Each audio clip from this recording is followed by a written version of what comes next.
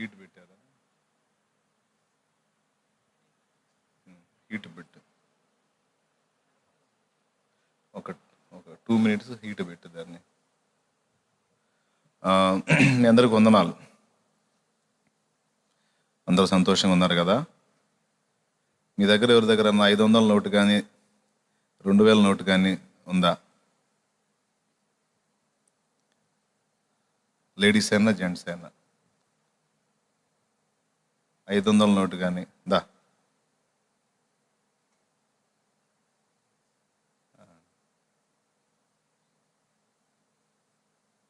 ఎంత అది?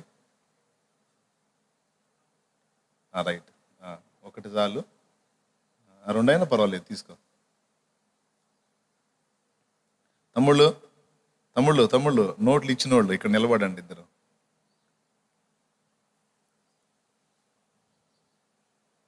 ఇప్పుడు ఇద్దరు చెరోక 500 నోట్లు ఇచ్చారు. ఆ తమ్ముడేడి? ఎదుర్రా. ఈ 2 నోట్లు విడివిడిగా పట్టుకో బాబు, ఓకేనా? ఓకే. వాటిని ఎంతవరకు నలపగలుగుతావు? నలుపు. నీకేమనిపిస్తుంది? నమ్మకంగా నోటు అడిగి తీసుకొని ఈ పనులు ఏంది అనిపించట్లేదా? అనిపిస్తుందా? బాగా. నువ్వు ఎంతవరకు నలపగలవు? 2 విడివిడిగా నలుపు. నిలిపావా? ఇది నమ్మకంగా నోట్లు ఇస్తే పట్టుకొని చిత్రవాదగా దాన్ని నలిపి పడేసి మీకేమన్నా అనిపిస్తుందా?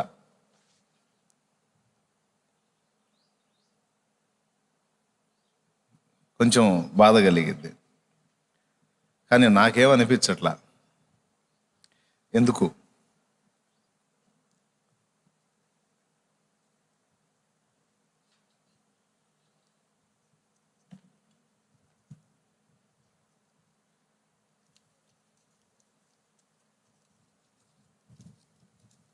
చిత్రవాద అయిపోయింది పాపం. ఏదది కాలుతుందా?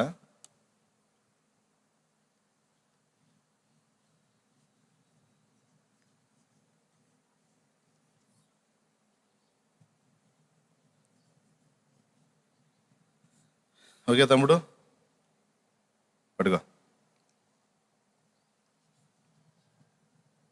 ఏంది అన్నయ్య ఇస్త్రీ చేస్తున్నాడు అనుకోవాకండి, కారణం ఉంది, చెప్తాలే. చిత్రవాదగా నలిపినప్పుడు భయం వేసింది మీకు, అవునా? ఓకే, ఇచ్చే.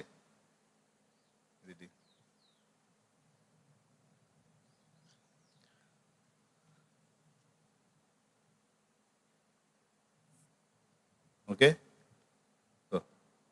తీసుకోండి. ఇది కూడా తీసుకోండి. ఆ నోట్లు చేతుల్లోకి తీసుకొని నలపగలిగినంత వరకు అతను నలుపుతున్నాడు. నోట్లు కలిగిన వాళ్ళకి బాధ కలుగుతుంది, నమ్మకంగా తీసుకొని ఆ పని చేయటం ఏందని. నలిపేవాడికి కూడా డౌట్ వచ్చింది, ఏంది ఇట్లా చెప్తున్నాడని. కానీ నోట్లు అడిగి తీసుకున్న నేను, నలపమని చెప్పిన నేను, దాన్ని తిరిగి ఎలా బాగు చేయాలో నాకు తెలుసు. దేవునికి స్తోత్రం కలుగునుగాక. ఈరోజు ఇక్కడ కూర్చున్న మనందరి జీవితాలు శ్రమల చేత, సైతాను చేత, మనుషుల చేత నానా రకాలుగా ఇబ్బంది పెట్టబడి, మోసపుచ్చబడి, నలిగిపోయిన పరిస్థితుల్లోకి వెళ్ళిపోయాం. మనం అనుకుంటాం నలిపి మొత్తం కాళ్ళ కింద వేసి తొక్కితే ఇంకా అది ఎప్పటికీ బాగుపడదు అని. కానీ ఒక మనిషిగా నాకు తెలుసు దాన్ని ఎలా బాగు చేయాలో. ఏది? అంతవరకు నలిపిన వాటి వరకు. శత్రువు చేతిలో నిలువెల్లా నలిగిపోయిన మన బ్రతుకుల్ని ఎలా బాగు చేసుకోవాలో మనకు తెలియదు, కానీ ఏం చేసి బాగు చేయాలో మనం నమ్మిన వానికి తెలుసు. ఏ స్థాయికి నువ్వు నలిగిపోయినా, ఏ రేంజ్కి నువ్వు నలపబడినా నీ మనసుకు నీకు అనుకోవచ్చు, ఇక పనికిరాను, నేను పనికిరానంతగా నలగగొట్టబడ్డాను, పనికిరానంతగా నలిపివేయబడ్డాను, పనికిరానంతగా అయిపోయింది నా బ్రతుకు అనే ఫీలింగ్ నీకుండొచ్చు నీ బ్రతుకు విషయంలో. కానీ దేవుడు అంటున్నాడు, ఓకే నీకు చేత కాదు కానీ నేను బాగు చేస్తా దాన్ని అని దేవుడు మాట్లాడుతున్నాడు. అయితే ఇక్కడ ఒకటి చేయాలి. నేను అడిగినప్పుడు నాకు ఇచ్చారు, నలుగుగొట్టబట్టానికి ఇచ్చాను. వాళ్ళు నాకు ఇచ్చేటప్పుడన్నా నోట్లు కొంచెం మెత్తగా ఉన్నాయి, వాటిని నలిపి మళ్ళా లైన్ చేసి ఇస్త్రీ కొట్టిన తర్వాత పెళ్ళపెళ్ళలాడుతున్నాయి. ఏం తమ్ముడు? అలాగా మన బ్రతుకులను ఆయనను నమ్మి ఆయన చేతుల్లో పెట్టగలిగినట్లయితే ఏ స్థాయికి నువ్వు నలిగిపోయినా, అసలు పూర్తిగా పనికి రాకుండా అయిపోయానన్న ఫీలింగ్ నీకున్నా, దేవుడు అంటాడు లేదు, నేను నిన్ను చక్క చేస్తాను, నేను నిన్ను బాగు చేస్తాను, నేను నిన్ను బాగు చేసేదను. అది నమ్మాలి. కొన్ని విషయాలు మాటలతో చెబితే అర్థమవుతాయి, కొన్ని చూపిస్తే అర్థమవుతాయి. సింపుల్గా ఒక మెసేజ్ మీకు అందిందని నేను అనుకుంటున్నాను. అది ఏ స్థాయిదో నాకు చెప్పొద్దు.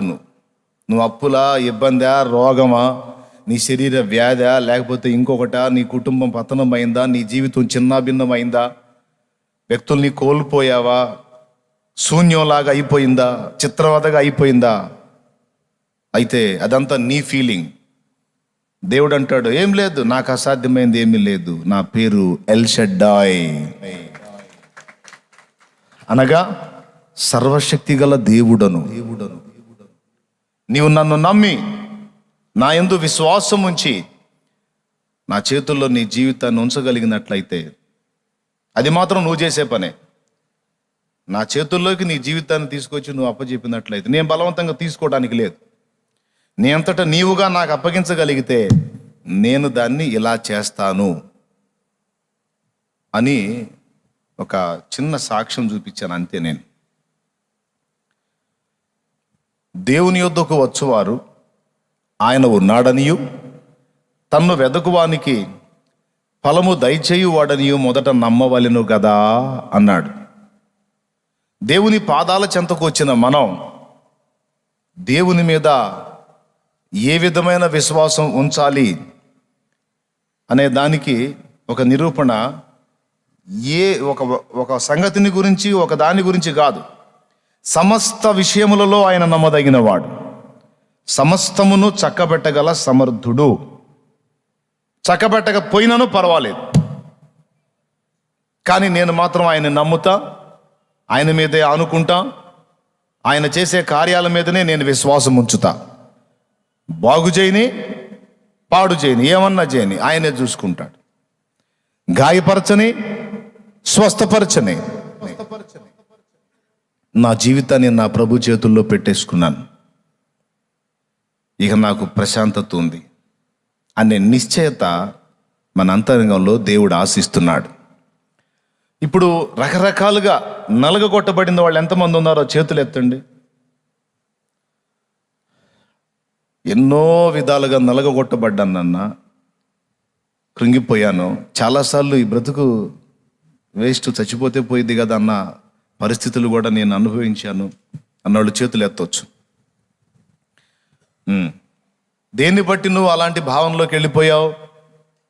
నువ్వు ఎదుర్కొన్న పరిస్థితులను బట్టి, నువ్వు నలిగిపోయిన అనుభవాలను బట్టి.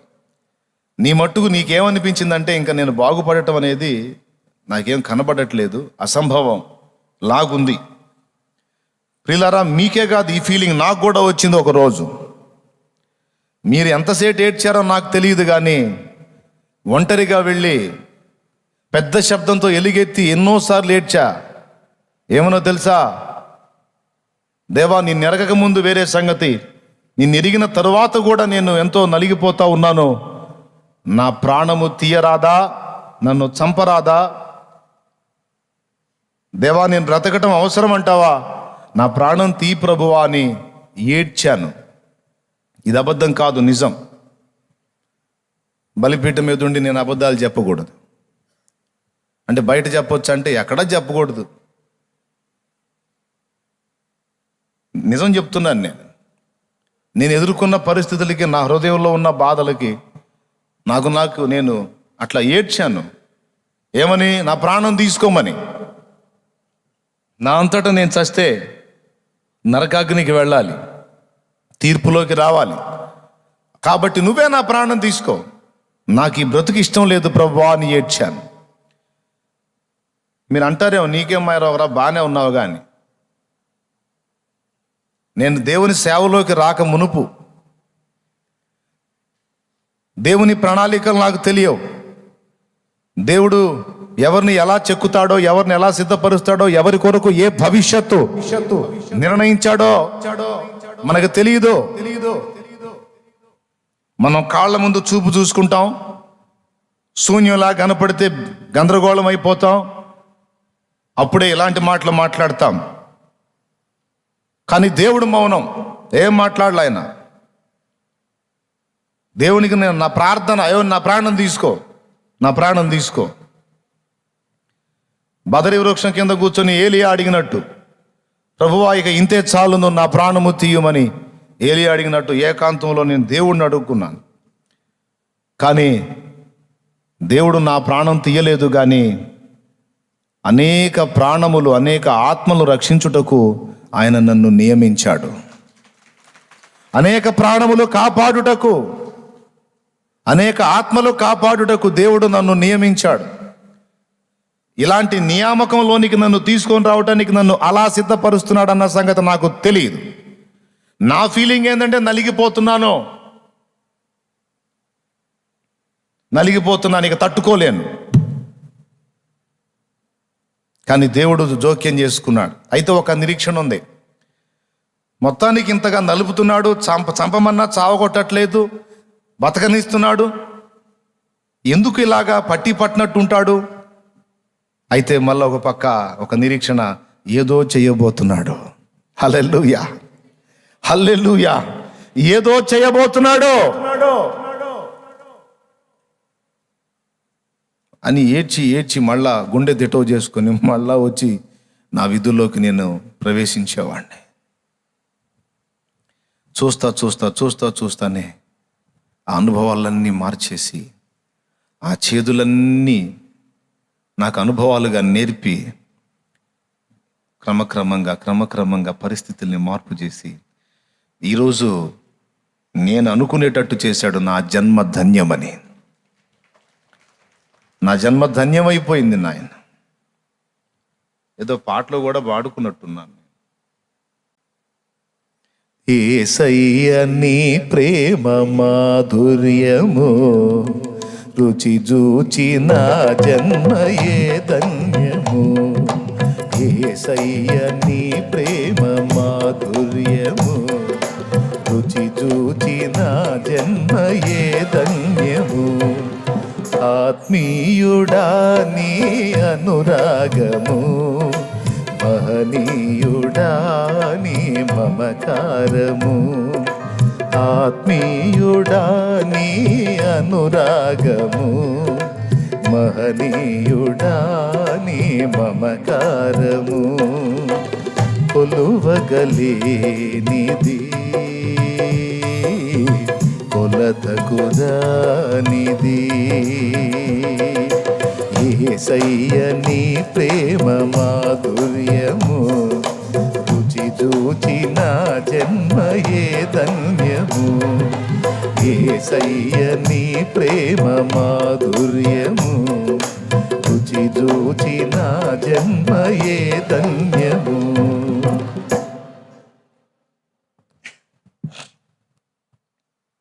మనుషులలోనా దొరకని ప్రేమ, మహిమగల దేవ నీలో దొరికినది. మనుషులలోనా దొరకని ప్రేమ, మహిమగల దేవ నీలో దొరికినది.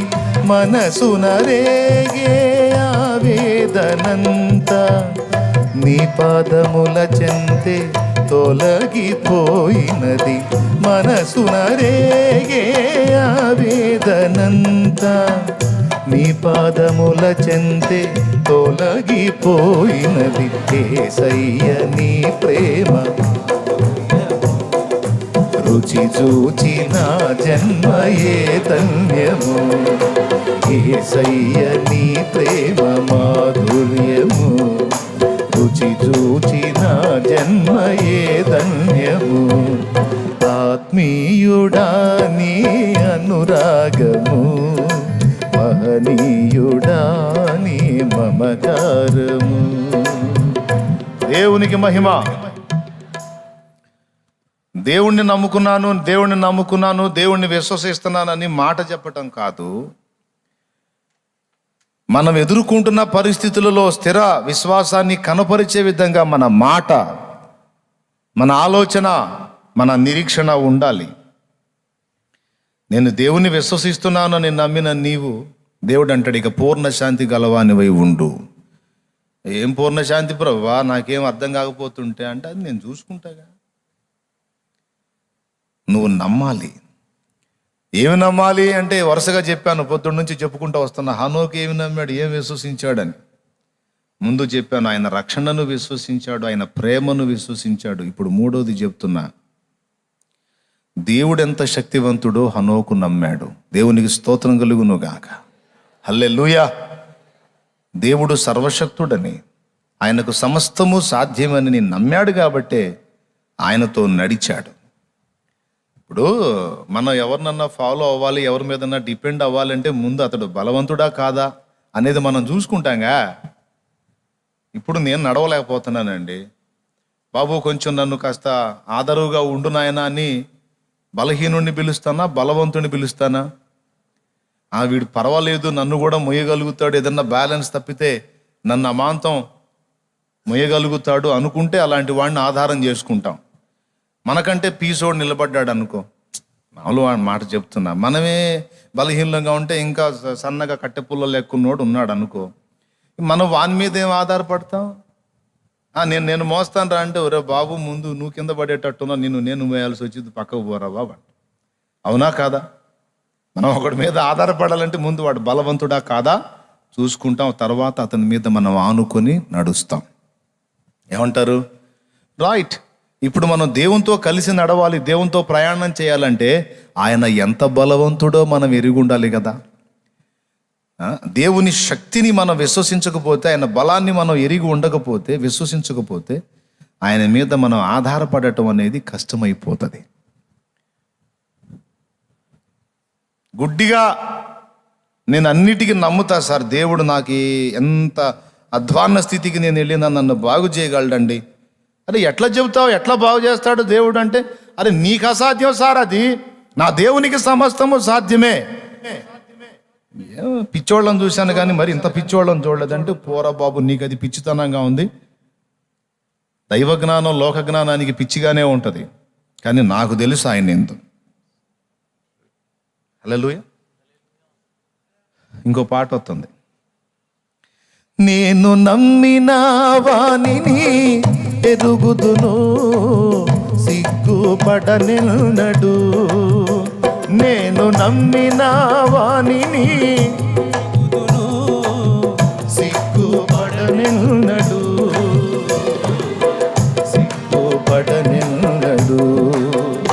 నన్ను బలపరచువాని యందే సమస్తము నే చేయగలను. నన్ను బలపరచువాని యందే సమస్తము నే చేయగలను.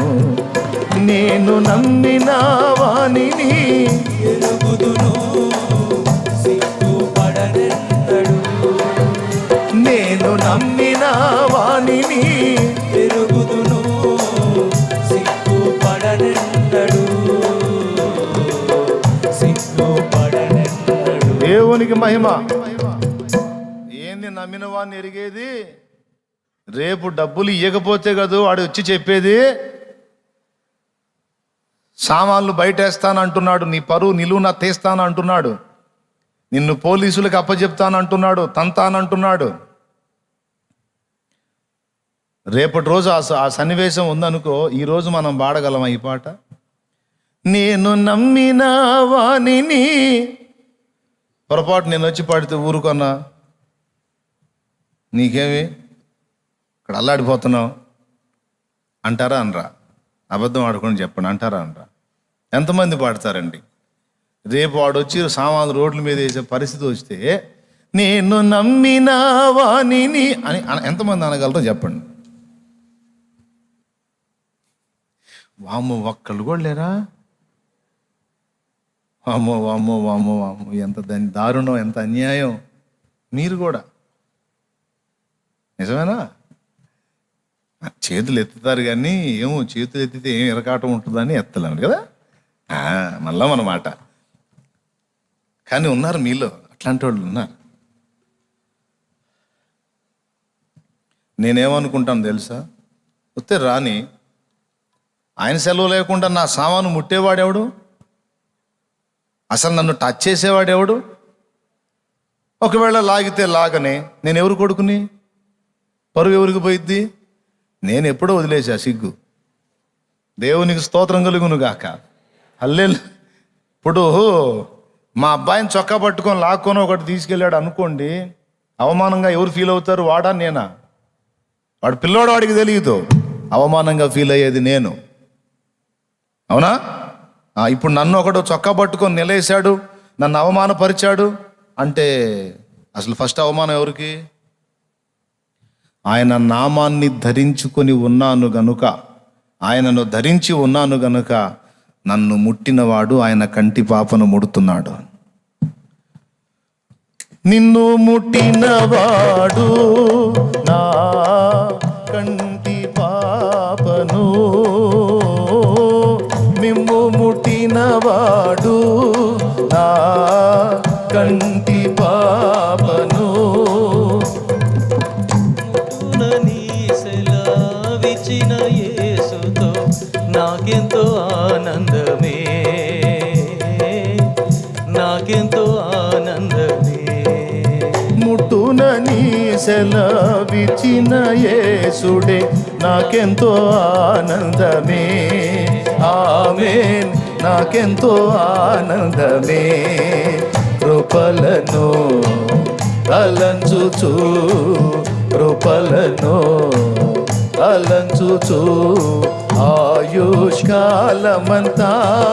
ప్రభుని కృతజ్ఞతతో స్తుతింతును. ఆయుష్కాలమంతా ప్రభుని కృతజ్ఞతతో స్తుతింతును. హల్లెలూయా ఆమేన్. నాకెంతో ఆనందమే. హల్లెలూయా ఆమేన్. అందరూ పాడదాం. నాకెంతో ఆనందమే, నాకెంతో ఆనందం, ఆనందం ఆనందమే. ఆమేన్, ఆనందం ఆనందమే. సియోని వాసం నాకెంతో ఆనందం, ఆనందమే. ఆమేన్, ఆనందం ఆనందమే. చాలా బాగా పాడారు, చాలా బాగా పాడారు. అవునా? వాగ్దానం ఏముంది? నిన్ను ముట్టినోడు. సౌలు మహామిడిమేళంగా ఊరేగుతున్నాడు, దేవుని పిల్లల్ని హింస పెడుతున్నాడు, రోడ్ల మీదకి లాగుతున్నాడు, జైళ్ళ పాలు చేస్తున్నాడు, కొందరిని చంపుతున్నాడు, చిత్రవద చేస్తున్నాడు. ప్రభు అతన్ని ఎదుర్కొని ఏం మాట్లాడాడు? సౌలా సౌలా సౌలా సౌలా నన్నెందుకు హింసిస్తున్నావు అన్నాడు. ఇతనేమన్నాడు తెలుసు? అసలు నువ్వెవరివయ్యా? అసలు నీకు నాకేం సంబంధం? నిన్ను నేనెప్పుడు హింసించాను అంటాడు ఇతను. అప్పుడు ప్రభు ఏమన్నాడు తెలుసా? సంఘము నా శరీరం నాయన, నేను సంఘానికి శిరస్సు. చేతికి ముళ్ళు గుచ్చుకుంటే తల దుఃఖపడిద్దా లేదా? అట్లాగే చిటికిన వేలే అనైనా సరే, దానికి ముళ్ళు గుచ్చినా సరే తల స్పందిస్తుంది, కళ్ళు కన్నీళ్లు పెడతాయి. కాబట్టి సంఘములో సభ్యునిగా, క్రీస్తు రక్తంలో కడగబడి పరిశుద్ధునిగా, పరిశుద్ధురాలిగా మార్చబడి దేవుని శరీరములో ఒక అంగముగా, అవయవంగా చేరినటువంటి నీవు, దేవుని క్రీస్తు శరీరంలో ఒక భాగం. నీకు నొప్పి తగిలిందంటే, నీకేదన్నా గాయం అయిందంటే స్పందించేది అసలు నువ్వు కాదు. వేలు ఎప్పుడన్నా ఏడిసిందా? కాలుకు ముళ్ళు గుచ్చుకుంది, కాలు ఎప్పుడన్నా ఏడిసిందా? చూసారా మీరు ఎప్పుడన్నా కాలు ఫీల్ అయిందా? చేతికి దెబ్బ తాకింది, చెయ్యి ఎప్పుడన్నా ఏడిసిందా? ఆహా. ఈ శరీరంలో ఎక్కడ దెబ్బ తాకినా, చిటికిన వేలు గోరు లేచినా సరే తల స్పందిస్తుంది, కళ్ళు స్పందిస్తాయి. ఇప్పుడు తల ఎవరు? క్రీస్తు. శిరస్సు క్రీస్తు, ఇక సర్వ శరీరము సంఘము. కాబట్టి సంఘములో ఉన్న ఒక వ్యక్తికి అవమానం కలిగితే దానికి శిరస్సు స్పందిస్తుంది. సంఘములో ఒక వ్యక్తికి హింస కలిగితే దానికి శిరస్సే స్పందిస్తుంది. చూసే కళ్ళు, మాట్లాడే నోరు రెండు తలకే ఉన్నాయి. కాబట్టి ఆయనే దుఃఖపడతాడు, ఆయనే మాట్లాడతాడు. దుఃఖపడ్డాడు. సౌలా, నన్ను ఎందుకురా బాబు హింసిస్తున్నావు? నువ్వెవరువయ్యా అసలు అంటే, నా పిల్లలు నాలో భాగంరా, వాళ్ళకి అంత గీతపడ్డా నాకు నొప్పి కలిగిద్ది.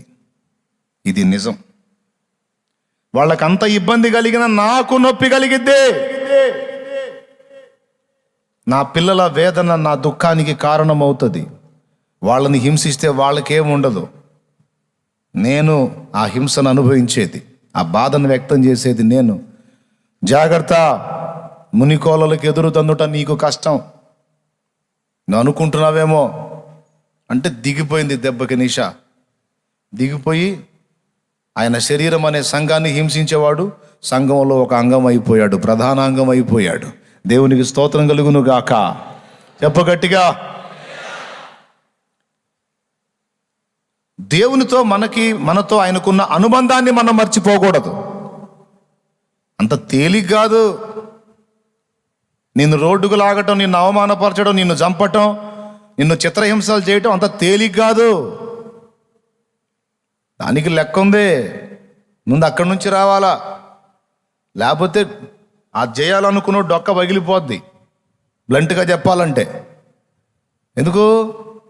ఎవరిది జోక్యం? ఆయనది. దేవునికి స్తోత్రం, హల్లెలూయా. ఇది నమ్మాలి మనం. ఇలా నేను ప్రభువుతో అనుసంధానం అయిపోయాను, నా జీవం ఆయనలో దాచబడింది. ఇప్పుడు నాకు నొప్పి కలిగితే ముందు బాధపడేది ఆయన. ఇది మనం గుర్తించినట్లయితే ధైర్యం, ప్రశాంతత ఉంటుంది. రేపు సమస్య అయినా సరే ఈరోజు హాయిగా పేతురులాగా నిద్రపోవచ్చు. తెల్లవారితే శిక్ష. ఎక్కడే ఏం కత్తితో చంపిస్తాడో, ఇంకో రకంగా చంపిస్తాడో తెలియదు. అపోస్తల కార్యం 12లో ఈయన మాత్రం 4 చతుష్టయముల సైన్యము మధ్యలో పండుకొని గురకబెట్టి నిద్రపోతాడు. మరీ దారుణం ఏంటంటే, దోతొచ్చి ఆయన లేపి గేట్లు ఓపెన్ చేసి బయటికి తీసుకెళ్ళి ఒక బజారు కూడా దాటించి వదిలిపెట్టినా కూడా అబ్బా ఏం కల వస్తుంది అనుకుంటున్నాడు. ఆ రేంజ్లో నిద్రపోయాడు. ఎంత హాస్యమో చూడండి. అది దోతొచ్చి ఆయన్ని లేపి తీసుకెళ్ళి ఆ గేట్లు ఓపెన్ చేసి ఒక గవిని దాటించి వదిలిపెడితే అబ్బా భలే కల వచ్చింది, కలగంటనానని ఫీల్ అవుతున్నాడు. అంటే ఒక రేంజ్లో నిద్రపోయాడు. నాకు అర్థం కాదు, తెల్లవారితే వాడు చంపే అవకాశం ఉంది, ఈయనకి నిద్ర అట్టబట్టింది. అదే పేతురు నమ్మిక, పేతురు విశ్వాసం. ఏంటో తెలుసా? ఆయన అనుమతి లేకుండా నన్ను ముట్టేది ఎవడు? కూర్చొని రేపొద్దున నీకేం శిక్ష విధిస్తారో ఏమో సీమోను పేతురు, నీకు మూడినట్టు ఉంది అంటే పోరా, నిద్ర వస్తుంది, మీరు పక్కకు కూర్చొని పండుకుంటా. అసలు నువ్వు మనిషి జన్మ ఎత్తావా? భయం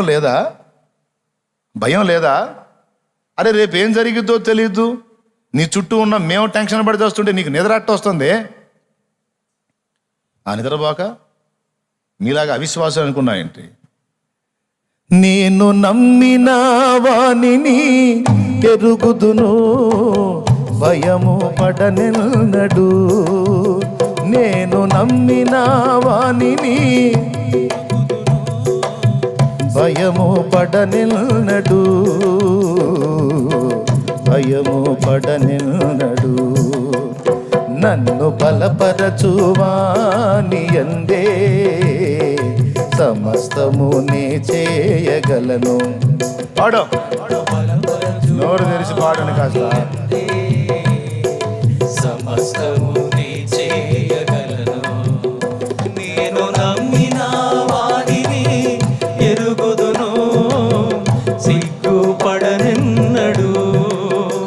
నేను నమ్మిన వాడిని ఎరుగుదును, సిగ్గుపడనెన్నడు. సిగ్గుపడనెన్నడు. దేవునికి మహిమ. ఎంతమందికి ధైర్యం ఉంది ఇప్పుడు? చేతులు ఎత్తండి.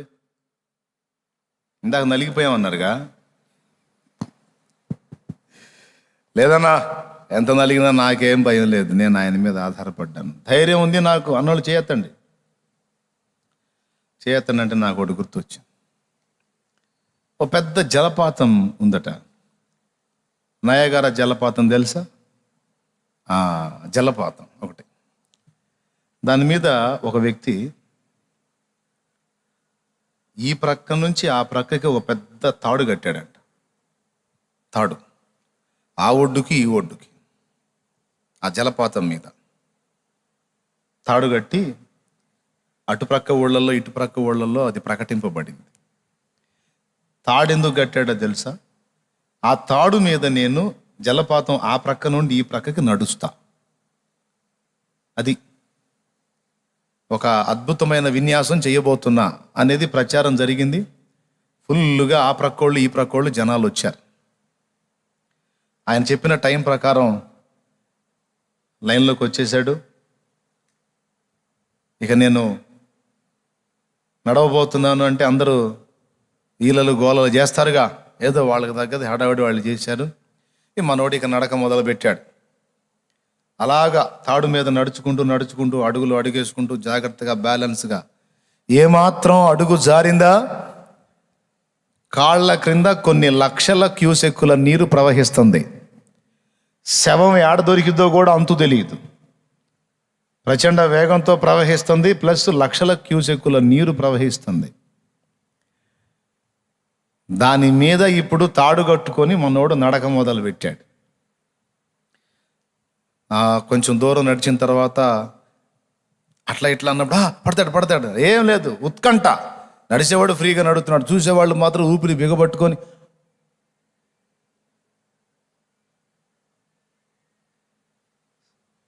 సగానికి వెళ్ళాడు, ఇంకొంచెం ముందుకెళ్ళాడు, ఆ దరికి చేరాడు. అక్కడికి పోయి ఒక ప్రకటన చేశాడు. చూశారు కదా, మళ్ళీ ఈ తాడు మీద నేను ఆ ప్రక్కకి రాగలనని ఎంతమంది నమ్ముతున్నారు అన్నాడట. ఇందాక మీరు ఎత్తినట్టు అందరూ చేతులు ఎత్తారు. ఇక రెండో రౌండ్ ఇంకా ఫ్రీగా వచ్చేసాడు. ఆ ప్రక్కకు వచ్చాడు, మళ్ళీ అడిగాడు, నేను మళ్ళీ ఆ ప్రక్కకి వెళ్ళగలనని ఎంతమంది నమ్ముతున్నారు అని అందరూ చేతులు ఎత్తారు. రైట్. నా భుజాల మీద ఒకడిని ఎక్కించుకొని కూడా నేను దీని మీద నడవగలని ఎంతమంది నమ్ముతున్నారు అన్నాడు. నా భుజాల మీద ఒకడిని ఎక్కించుకొని కూడా నేను దీని మీద నడవగలని ఎంతమంది నమ్ముతున్నారు అన్నాడు. అందరూ చేతులు ఎత్తారు. నీ పంతనం అర్థమైపోయింది, నడుస్తావు నువ్వు అని అందరూ చేతులు ఎత్తారు.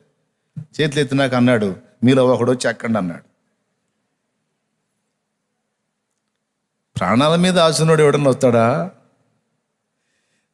నమ్ముతున్నాను అన్నారు కదా, చేతులు ఎత్తారుగా. ఎంతమందికి నా మీద నమ్మకం ఉంది? వాళ్ళు ఎవరైనా ఒకళ్ళు వచ్చి నా భుజాల మీద ఎక్కి కూర్చోండి, నేను తీసుకెళ్తా తాడు మీద అన్నాడు. ఒక్క చేయి లేవల. నేను మనిషిని ఎక్కించుకొని నడవగలను ఎంతమందికి విశ్వాసం ఉంది అన్నాడు. మళ్ళీ అందరూ చేతులు ఎత్తారు. మరి ఒకడు రాండి అన్నాడు. ఇవిడు రాట్లా. ఇప్పుడు వాళ్ళ విశ్వాసం సరైందేనా? చాలామంది విశ్వాసులు మనోళ్ళు కూడా అంతే ఉంటారు. ప్రభువా నీకు అసాధ్యమైంది ఏముంది నాయనా అంటారు. మళ్ళీ పాట పాడతారు అసాధ్యమైంది ఏముందని. ఆయన అంటాడు, అట్లయితే నా మీద ఎక్కండి అంటాడు. అది వద్దులే ప్రభువా. ఎందుకులే ప్రభువా, నీకు అసాధ్యమైంది ఏమీ లేదు, కానీ నేను మాత్రం నమ్మలేను. అనేగా ఎవడు రాంది?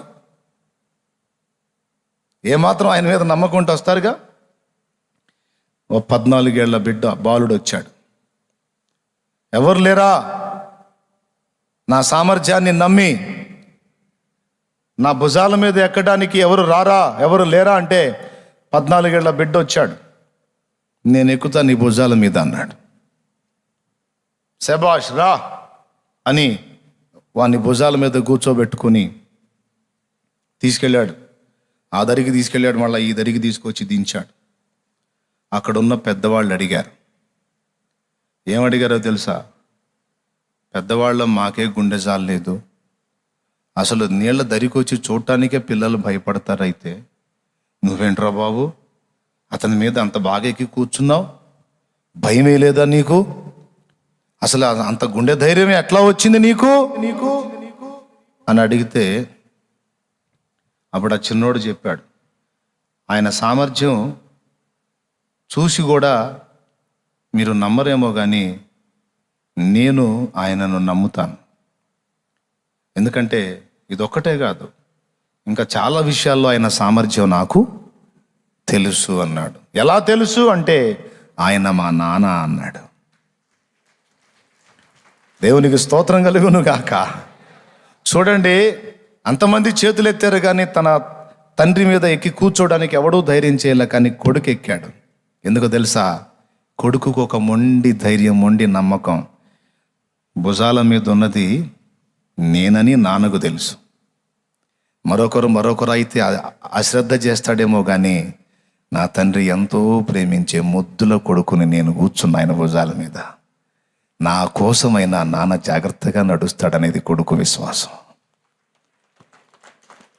తన ప్రాణాన్నైనా వదులుతాడేమో కానీ నన్ను వదలడో. మా నాన్న నన్ను ఎంతో ప్రేమించుచున్నాడు, ప్లస్ ఆయన సామర్థ్యము కూడా నేను ఎరుగుదును గనుక నేను ఆయన భుజాల మీద కూర్చున్నా. పాయింటే, ఎరిగినోడే ఎక్కగలుగుతాడు, ఎరగనోడే ఏమెక్కుతాడు? మాటలు చెప్పటం కాదు అబ్బాయి, మాటలు చెప్పటం కాదు. అందుకే చెప్తున్నాడు, కాస్త తెలుసుకుంటారా నా గురించి అని. దేవునికి మహిమ. హల్లెలూయా. ఆయన సర్వశక్తి గల దేవుడు. అలాగ దేవుని మీద డిపెండ్ అయిన వాడే దేవుడు అనుగ్రహించే పూర్ణ శాంతి గలవానిగా మార్పు చెందుతాడు. చెంచల మనసాడించే బ్రతుకు ఆటను వంచన చేసి నడుపును తప్పు బాటను. చెంచల మనసాడించే బ్రతుకు ఆటను వంచన చేసి నడుపును తప్పు బాటను. పూర్ణ శాంతి అంతరంగమును పరిశీలించు యేసయ్యా, స్థిర మనసుతో నీ దారిలో సాగనీవయ్యా. అంతరంగమును పరిశీలించు యేసయ్యా, స్థిర మనసుతో నీ దారిలో సాగనీవయ్యా. మన చరణం తర్వాతది. నిండు మనసుతో నిన్ను ఆశ్రయించితి, పూర్ణ మనసుతో నీ కడ శిరము వంచితి. పాడు. నిండు మనసుతో నిన్ను ఆశ్రయించితి, పూర్ణ మనసుతో నీ కడ శిరము వంచితి. పూర్ణ శాంతి గలవానిగా నన్ను మార్చుమా, తరతరములకు క్షేమము చేకూర్చుమా. పూర్ణ శాంతి గలవానిగా నన్ను మార్చుమా, తరతరములకు క్షేమము చేకూర్చుమా. నా మదిని కోవెలగా మలచుకోవయ్యా, నా హృదిని రారాజుగా నిలిచిపోవయ్యా. నా మదిని కోవెలగా మలచుకోవయ్యా, నా హృదిని రారాజుగా నిలిచిపోవయ్యా. మనసున్న మంచి దేవా, నీ మనసును నాకిచ్చావా. మనసు మలినమైన నాకై మనిషిగా దిగి వచ్చావా. మనసున్న మంచి దేవా,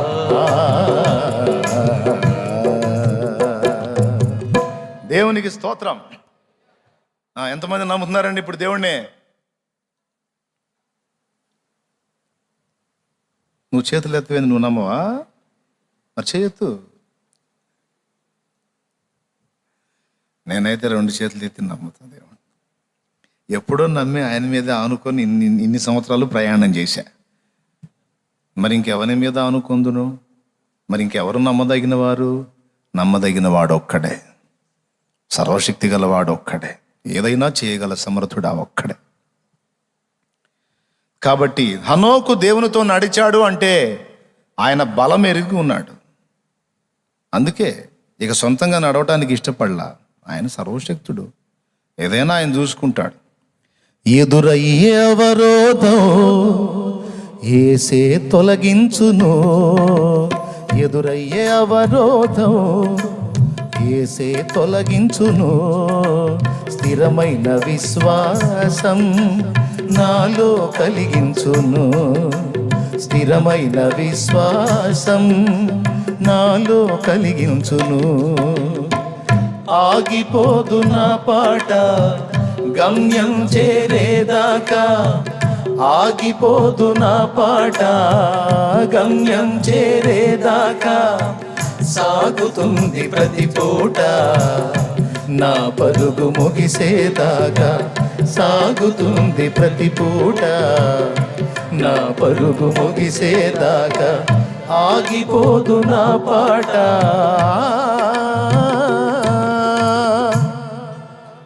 భలే పాట.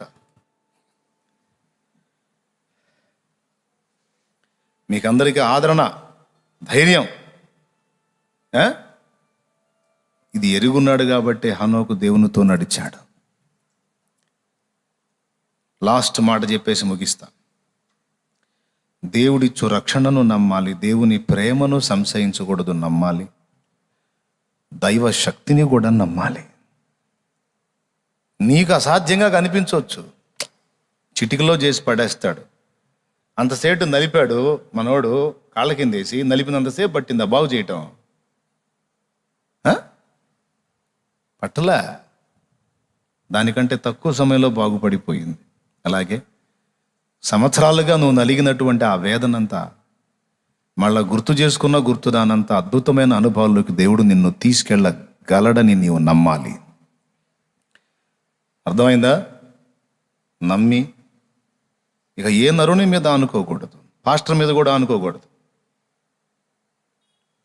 ఎవరి మీద అనుకోవాలి?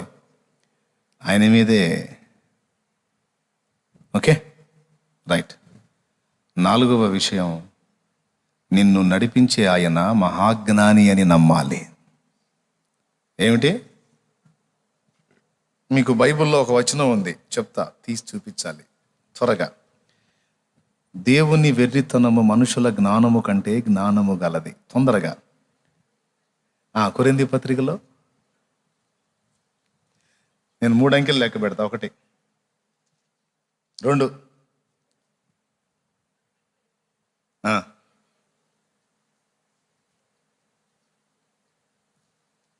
2, 1, 20, 1:25 చదువు.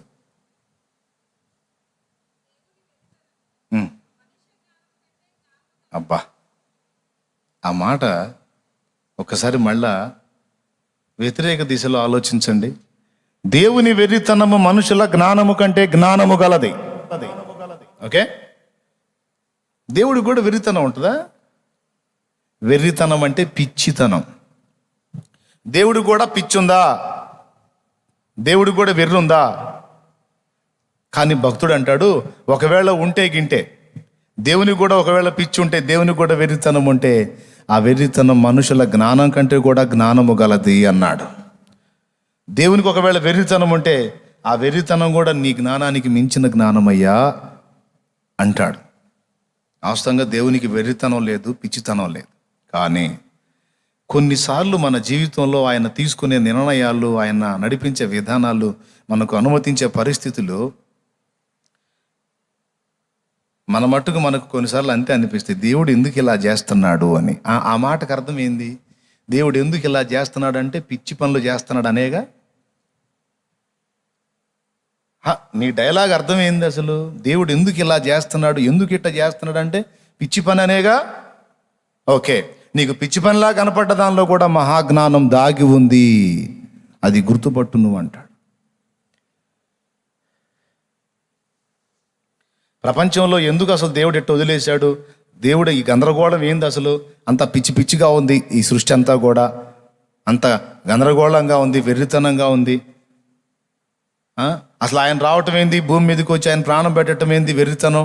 దేవుని చేష్టలు కొంతమందికి పిచ్చితనంలా కనపడతాయి. ఆయన రావటం ఏంది, ఆయన దెబ్బలు తింటం ఏంది, ఆయన మానవాకరులో రావటం ఏంది, ఆయన ఉమ్ములు సహించటం ఏంది, ఆయన సిలువను ఎక్కటం ఏంది, ఏంది ఇది పిచ్చిగోల. ఒరే ఒరే ఒరే ఒరే పిచ్చితనమా. ఆయన సిలువ కొంతమందికి వెర్రితనము ఉంది. ఆ మాట అక్కడే ఉంది, 1 కొరింథీలోనే 1వ అధ్యాయంలోనే. నశించు వారికి నీ సిలువ వెర్రితనముగనున్నది, నశించు వారికి నీ సిలువ వెర్రితనముగనున్నది, రక్షింపబడుచున్న పాపికి దేవాని శక్తి అయి ఉన్నది, రక్షింపబడుచున్న పాపికి దేవాని శక్తి అయి ఉన్నది. నీ రక్తమే నన్ను శుద్ధీకరించు, నీ రక్తమే నా బాలము. సిలువ వెర్రితనం కొంతమందికి. సిలువ వెర్రితనం అని మీరు అనుకుంటున్నారుగా, ఆ వెర్రితనాన్నే ఉపయోగించి అనేక మందిని రక్షించుకున్నట దేవుని చిత్తమై ఉన్నది. దేవుడు చేసే కార్యాలు కొన్నిసార్లు మనకు అర్థం కావు, పిచ్చి పనుల్లాగా ఉంటాయి. దీనికి పక్కాగా సూటబుల్ అయ్యే ఒక ఎగ్జాంపుల్ చాలా కాలం క్రితం చెప్పా. ఒక దైవజనుడు చెప్పగా విన్నాను నేను. అది మంచి దైవజనుడు, పెద్దవాడు, ఆయన నోట నుండి నేను విన్నాను ఆ మాట, ఆ ఎగ్జాంపుల్. వాస్తవంగా అది చందమామ కథల పుస్తకంలోది. చందమామ, బొమ్మరిల్లు, బాలమిత్ర, మనం చిన్నప్పుడు కథల పుస్తకాల్లో వచ్చాయి, గుర్తుందా? అలాంటి కథల పుస్తకాల్లో ఒక కథ వినడానికి బాగుంటుంది. చెప్పేదా? ముందే చెప్పా కథ అని. కొంతమంది నేను ఎగ్జాంపుల్ చెబితే అందులో లాజిక్లు దేవులాడతారు. సోది మైండ్లు అన్నమాట. ఎగ్జాంపుల్లో పులి మాట్లాడిద్ది, పిల్లి మాట్లాడిద్ది, ఎలుక మాట్లాడిద్ది, ఏవైనా మాట్లాడతాయి. కవి మాట్లాడిస్తాడు, ఎలుక ఎట్ట మాట్లాడిద్ది అని పిచ్చి లాజిక్లు దిగకూడదు, చెప్పింది వినాల. అందులో ఉన్న విషయం ఏందో పట్టుకోవాలి, కానీ చెప్పే ఎగ్జాంపుల్స్లో లాజిక్లు దిగులాడకూడదు. వాళ్ళు ఉంటారన్నమాట ఆఫ్ మైండ్ వాళ్ళు.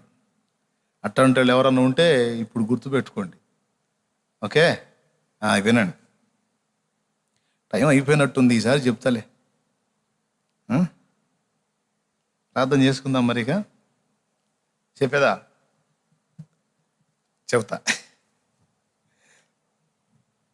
రాజు అరణ్యంలో ప్రయాణమై వెళ్తున్నాడు. కొంచెం దూరం వెళ్ళిన తర్వాత వేటరందిలో పడి దారి తప్పాడు. పొయ్యి అడవి, పెద్ద మహా అడవి అది. అడవిలో దారి తప్పితే ఇక వాడు ఇంటికి చేరతాడన్నది నమ్మకాలు తక్కువ. ఈ మధ్య కాలంలో కూడా అడవిలో గుప్త నిధులు ఉన్నాయని పాపం 2-3 పోయారు గుప్త నిధులు. ఆ గుప్త నిధుల సంగతి ఏమో కానీ వీళ్ళు అడవిలో దారి తప్పి నీళ్లు లేక తిరిగి 3 రోజులకి అక్కడొకడు చచ్చిపోయారు. చివరికి వాళ్ళు ఎవరో ఒకటి జాడాను పట్టుకొని ఒక శవం దొరికి దాన్ని బట్టి మిగిలినవి కూడా దేవులాడారు. అడవిలో దారి తప్పితే ఇంకంతే ఇల్లు చేరు. ఈ రాజు దారి తప్పి వెళ్ళిపోయాడు. పోతా ఉన్నాడు. రాజు కాబట్టి భయపడలేదు, ధైర్యంగా వెళ్తా బాగా నట్ట అడవిలోకి వెళ్ళిపోయాడు. ఇక జనసంచారం కానీ ఇక ఏది కూడా ఉండని ప్రమాదకరమైనటువంటి ప్రదేశం అన్నమాట. ఆ ప్రదేశంలోకి వెళ్ళిపోతే అక్కడ ఒక అందమైన కొలను కనపడుతుంది. అందమైన కొలను అంటే సరస్సు. సరస్సు అంటే తెలుసుగా, చిన్న కోనేరు. అది చిన్నది కాదు, ఒక రకంగా ఉంది. ఆ కోనేటి దగ్గర రాజు జీవితకాలంలో చూడలేనటువంటి ఒక అద్భుతమైన సౌందర్యవంతురాలైన దేవకన్య అక్కడ నిలిచి ఉంది. అసలు ఆమె సౌందర్యం చూసి ముగ్ధుడై పరవశుడైపోయాడు మహారాజు. దారి తప్పాను, ఇల్లు ఎట్ట చేరాలన్న ఆలోచన మర్చిపోయి ఆమె సౌందర్యాన్ని అలాగనే చూస్తూ కొంత సమయం గడిపేశాడు. గడిపేసి ఇక ఉండబట్టలేక ఆమె ఎదుటికి వెళ్ళాడు. ఆమె అడిగింది, ఎవరు నువ్వు, ఎందుకు వచ్చావు? నేను ఫలానా రాజ్యపు మహారాజును, దారి తప్పాను, ఇక్కడికి వచ్చాను, నిన్ను చూశాను, ఇక నేను ఇంకా ఎటు చూడలేకపోతున్నాను అన్నాడు. అంటే ఏమిటంది? నిన్ను అమితంగా ప్రేమిస్తున్నాను అన్నాడు. కురూపి దగ్గరికి పోయి ఎవడు చెప్పడు ఆ మాట. ఇప్పుడు లోకంలో కూడా కొంతమంది ఆ అమ్మాయిలు ఆ అబ్బాయి ప్రేమిస్తున్నాడు అంటే నేనంటే అతనికి చాలా ఇష్టం అంటది. దేన్ని బట్ట తెలుసా? సొగసు జూచి, వద్దులే టైం లేదు, అవునా? సౌందర్యవంతురాలైతే వాడు ఐ లవ్ యూ అంటాడు. కురూపి దగ్గరికి పోయి అంటాడు ఎవడన్నా? అలా అనేవాడు యథార్థవంతుడు. అట్టంటోడు ఉంటే దండేసి దండం పెడతాను నేను. దేవుని స్తోత్రం, హల్లెలూయా. భయంకరమైన మనిషి దగ్గరికి పోయి ఐ లవ్ యూ అనేవాడు ఎవడైనా ఉంటే దండేసి దండం పెట్టాలి. మనుషుల్లో ఎవరు లేరు, ప్రభు అయిన యేసు ఉన్నాడు. కురూపినైనా వికారినైనా హక్కున చేర్చును యేసయ్య ప్రేమ. కురూపినైనా వికారినైనా హక్కున చేర్చును యేసయ్య ప్రేమ. ప్రేమంటే ప్రేమ, యేసయ్య ప్రేమ, లోకాన దొరకనిదా ప్రేమ, జ్ఞానాని కందని తండ్రి ప్రేమ. Praise the lord. ఆ అమ్మగారి సౌందర్యం మనోడికి బాగా నచ్చింది, కళ్ళు తిప్పుకోలేకపోతున్నాడు. ఇక చెప్పేశాడు మనసులో మాట, నేను నిన్ను ప్రాణం కంటే ఎక్కువగా ప్రేమిస్తున్నాను, ఇక నీవు నా భార్యవు కావాలన్నాడు. ఒరే బాబు, నువ్వే మానవుడివి, నేనేమో దేవలోకం నుండి వచ్చాను, అసలు మన ఇద్దరికి పెళ్ళేమిటి, అసలు కుదరదాను. లేదు లేదు, ఎట్లన్నా కానీ నేను నిన్ను మ్యారేజ్ చేసుకోవాల్సిందే, గాంధర్వ వివాహం చేసుకుంటాను అన్నాడు. గాంధర్వ వివాహం అంటే అప్పుడప్పుడు ఏం లేదు, జస్ట్ ఉంగరం తీసి ఆయన చేతికి పెడతాడు, పెళ్ళి అయిపోయింది. దుష్యంతుడు శకుంతలని గాంధర్వ వివాహమే చేసుకున్నాడు. చేసుకొని భరతుడిని అన్నాడు. ఆ భరతుడి పేరు మీద వచ్చింది భారతదేశం, భారతదేశం అని మన చరిత్రలో మనవాళ్ళు చెబుతారు కథలో. సరేలే, ఇప్పుడు దాని సంగతి పక్కన పెడదాం. ఈమెని బలవంతం పెట్టాడు. ఒకటే మాట, నువ్వు రెండు చెయ్యి, నన్ను పెళ్ళన్నా చేసుకో, లేకపోతే నన్ను ఇక్కడే నీ చేతులతో చంపేసేయమన్నాడు. ఇక ఆమె ఏం చేసింది, రే బాబు మీకు మాకు సాంగత్యం కుదరదు, వద్దంది. ఏమన్నా కానీ నన్ను చేసుకోవాల్సిందే నువ్వు, లేకపోతే నీ చేతులతోనే చంపి వెళ్ళు అని వాడు ప్రాణత్యాగానికి కూడా పూనుకున్నాడు. సరే, ఆమె ఆలోచించి, సరే నేను నిన్ను చేసుకుంటాను, ఎందుకంటే ఇంతగా నన్ను కోరుకున్నావు కాబట్టి నిన్ను చేసుకుంటాను. అయితే ఒక్క షరతు. చెప్పు అన్నాడు. నేను నిన్ను చేసుకుంటాను, నీతో పాటు రాజ్యానికి వస్తాను, నేను ఏమి చేసినా ఇది నువ్వు ఎందుకు చేశావు అని నువ్వు అడగకూడదు, అడిగిన మరుక్షణం నేను వెళ్ళిపోతాను అంది. ఇలా ఎందుకు చేశావు, ఇది ఎందుకు చేశావు అనే ప్రశ్న నీ నోటి నుండి వస్తే నేను నిన్ను ఆ క్షణాన్ని వెళ్ళిపోతానని. మనోడి ఫీలింగ్ ఏంటంటే, నేను అంటే కదా నువ్వు పోయేది, నువ్వు ఏమన్నా చెయ్యి, చచ్చిపోతానికి ఇష్టపడతా, కానీ నువ్వు మాత్రం నాకు రాణివి కావాల్సిందే అని మంకు పట్టు పట్టాడు. సరే, ఆమె గాంధర్వ వివాహానికి ఒప్పుకుంది, భార్య అయిపోయింది. ఇక చిన్నగా వెళ్ళాడు, తీసుకొని రాజ్యానికి వెళ్ళాడు. దారి ఆమె చూపించింది, వెళ్ళాడు. మహారాణిని రాజ్యంలో తీసుకొస్తుంటే రాజ్య పౌరులంతా విస్తుపోయి చూస్తున్నారు. ఇప్పట్లో ఆల్రెడీ ఒక భార్య ఉంటే ఇంకొక ఆమెను తీసుకెళ్తే సంతోషంగా చేర్చుకోవటం కాదు, పోలీసులకు చెప్పి జాయింట్లు తీపిస్తారు. అప్పట్లో మరి మహారాజులు బహుభార్యత్వం కలిగి ఉంటారు కాబట్టి అది కేసేం కాదు చక్కగా, ఎందుకంటే ఆయనే ప్రభుత్వం కదా. ఇంకా శిక్ష వేసేది ఎవరు? తీసుకొని వెళ్తా ఉంటే రాజ్య పౌరులంతా కూడా విస్తుపోయి చూస్తున్నారు. ఎందుకు తెలుసా? ఇంత సౌందర్యవంతురాలైన స్త్రీని ఇంతవరకు మేము చూడలేదు. సరే, చాలా సంతోషంగా జీవితం మొదలుపెట్టాడు. ఆమెతో సజావుగా సాగింది, సంతోషం, ఎంతో ఆనందం పొందాడు. ఆమె గర్భవతి అయింది. గర్భవతి అయిన సంతోషంగా సంబరం చేయించాడు. ఒకరోజు బిడ్డకు జన్మనిచ్చింది. మహారాజా, శుభవార్త. ఏమిటి? పండంటి మగబిడ్డ మహారాజా, యువరాజు పుట్టాడు అని దాసి చెప్పింది. వెంటనే మెళ్ళో ఏదో ఉంటుందిగా తీసి హారం ఇచ్చేసి పో, పండగ చేసుకోపో అన్నాడు. కాసేపటి తర్వాత ఇంకొక ఆమె వచ్చి, మహారాజా మహారాజా, ఏమిటి? దుర్వార్త అంది. ఏమిటి దుర్వార్త? మహారాణి గారు మహారాణి గారు ఏమైంది? మహారాణి గారికి టెన్షన్. బాబుని చంపేసింది మహారాజా. చంపేసిందా? యువరాజు పుట్టాడని సంతోషపడితే చంపేసిందా అనుకొని లోపలికి వెళ్ళి చూస్తే పుట్టిన బిడ్డ చనిపోయింది. బాధేసింది ఇక మనోడికి. ఈ మనిషి రాక్షస, బిడ్డను చంపేసింది ఏంటి, పిచ్చిది అని. అయినా ఆమె మీద అతనికి వ్యామోహం తీరలా, ఇంకా ఆమె భార్యగా కావాలనుకున్నాడు. అందుకని అడగబోయాడు, గుర్తొచ్చింది. నువ్వు ఎందుకు చేశావు అంటే మాత్రం ఇంకంతే సంగతులు అంది కదా. ఇక అడగబోయేసరికి గుర్తొచ్చింది. మా అప్పతే పోయాడు అనుకున్నాడు. సరే, వాడిని తీసి వైనం చేశారు. మళ్ళా కొద్ది కాలానికి మళ్ళా ఆమె గర్భవతి అయింది. మళ్ళా ఒక బిడ్డకు జన్మనిచ్చింది. సంతోషంతో మళ్ళా కబురు వచ్చింది, మహారాజా శుభవార్త. ఏమిటి? మహారాణి గారు పండంటి మగబిడ్డకు జన్మనిచ్చింది. ఆహా, సంతోషం. కాసేపటికి మళ్ళా దుర్వార్త. మహారాజా, మహారాణి బిడ్డను చంపేసింది. ఎందుకు చేస్తుంది? మనిషా దెయ్యమా? అసలు ఏం అర్థం కావట్లేదు. కష్టపడి నెలలు నిండు మోసి బిడ్డను కని చంపేస్తుంది మూర్ఖురాలు. ఇది మనిషా దయ్యమా అని డౌటు. కానీ కాదు, ప్రత్యేకమైన వ్యక్తే, మనిషే. ఓకే, ఇంకా వ్యామోహం తీరలా. అడుగుదాం అనిపించింది, ఎందుకు చేస్తున్నావు ఈ పిచ్చి పనులు అందాం అనిపించింది. అంటే పోయిద్దిగా. లేదు ఇంకా ఉండాల. ఒక్కొక్కడికి అంతే.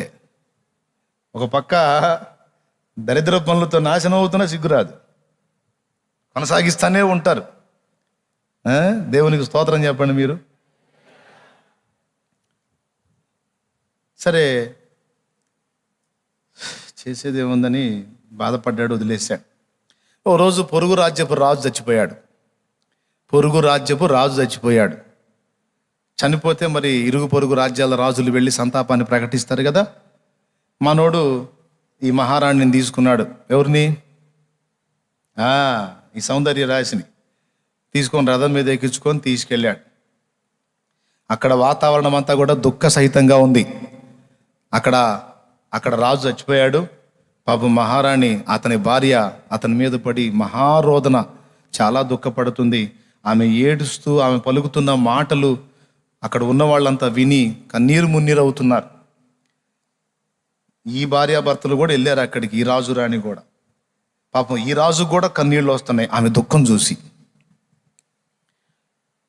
వెంటనే ఈమె, రాజు పక్కన ఉంది కదా రాణి, ఆమె వీళ్ళందరి మోకాలు చూసి వాళ్ళందరూ ఏడుస్తున్నారు. మహారాణి ఏడుస్తుంది, మృతదేహం అక్కడ ఉంది. ఈమె పక్కున పక్క నవ్వింది. ఇప్పుడు అందరూ ఏడుస్తున్నప్పుడు అందరికీ వినబడేటట్టు ఒకళ్ళు పక్క నవ్వితే ఏమంటారు? పరువు నిలువున పోయింది. ఎవరికి? అప్పుడు కొంచెం డౌట్ వచ్చింది. ఏదో మెంటల్ దానిలాగా ఉందని. అర్థమైందా? సరే, ఇక్కడ ఉండకూడదు, నువ్వు అర్జెంటుగా ఇక్కడ నుంచి పక్కకి పదా అని ఆమెను పక్కకి తీసుకెళ్ళాడు. తీసుకెళ్ళి ఆ మహారాజును హత్య చేసిన వాడిని ఉరి తీస్తూ ఉంటే అక్కడికి తీసుకెళ్ళాడు. ఎందుకంటే అక్కడ దుర్మార్గుడు శిక్ష పొందుతున్నాడు కనుక అక్కడ నవ్వినా ఇబ్బంది లేదని. నవ్వుతుందిగా, నవ్వు ఆపుకోట్ల, అక్కడ నుంచి పక్కకు తెచ్చినా సరే నవ్వుతానే ఉంది. సరే, ఈ నవ్వేదో అక్కడ నవ్వితే ఇబ్బంది లేదని ఉరి తీసే స్థలానికి తీసుకెళ్ళాడు. అక్కడ ఆ రాజును హత్య చేసిన వాడిని ఉరి తీస్తున్నారు. ఉన్నోళ్ళందరూ తగిన శాస్తి జరిగింది, బాగా బుద్ధి చెప్తున్నాడు, అంతే చేయాలని అందరూ నవ్వుతా ఆ కార్యక్రమాన్ని చూస్తుంటే ఏం ఏడుస్తుంది.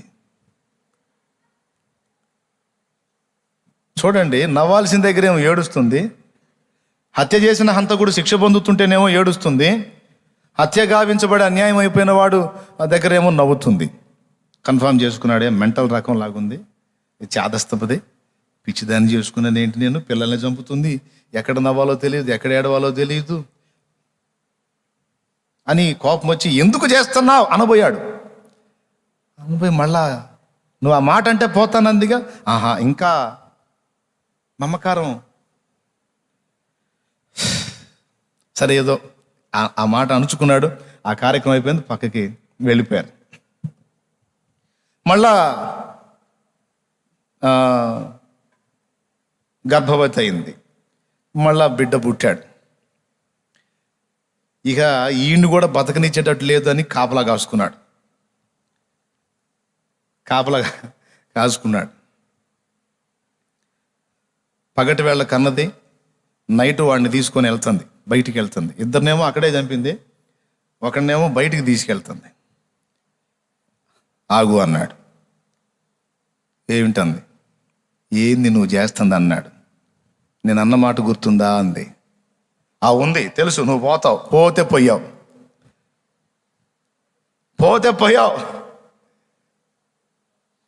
వాడిని మాత్రం నువ్వేం చేయొద్దు అన్నాడు. ఏం చెయ్యను నేను అంది. ఎందుకు చేయవు, ఇద్దరిని చంపావుగా అన్నాడు. వీడిని మాత్రం చంపనంది. నాకు ఇచ్చేయి, నాకు అడ్డు తగిలావు, ఎందుకు చేస్తున్నావు అని అడిగావు కాబట్టి ఇక నేను బయలుదేరుతున్నాను అంది.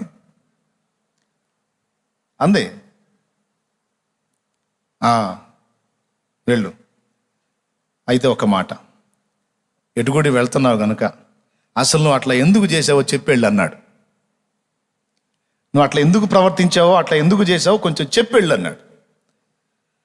అప్పుడు ఆమె చెప్పింది, మేము దేవలోకంలో ఉంటాం, మీరు నరలోకంలో ఉంటారు, మీకు ప్రస్తుతం గతం మాత్రమే తెలుసు, గతం తెలుసు జరిగిపోయింది కనుక, ప్రస్తుతం తెలుసు జరుగుతుంది కనుక, కానీ భవిష్యత్తు తెలియదు మీకు.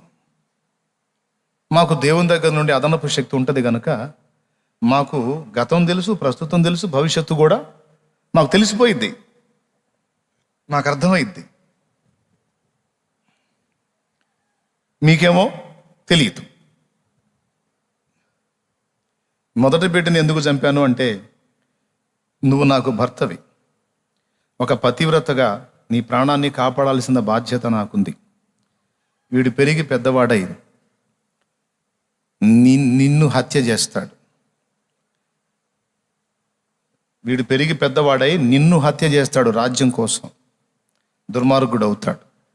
అందుకే వానికన్నా కూడా నాకు నువ్వు ముఖ్యం గనుక వాడిని ఆ పసిప్రాయంలోనే చిదిమేశాను, అంటే నీకు కీడు కలగకుండాన్నట్లు. మరి రెండో వాడిని ఎందుకు చంపావు?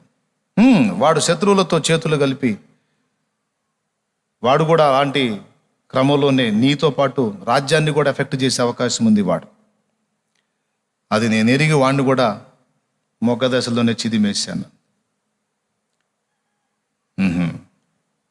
మరి సరే కానీ అక్కడ మహారాజు చనిపోయిన దగ్గర మరి పక్క నవ్వావుగా, మరి అదెందుకు చేశావు అంటే అప్పుడు చెప్పింది, అక్కడ ఆ రాజు శవం మీద పడి ఏడుస్తున్న మహారాణి నటన చూసి ఆశ్చర్యం అనిపించి నవ్వాలే అంది.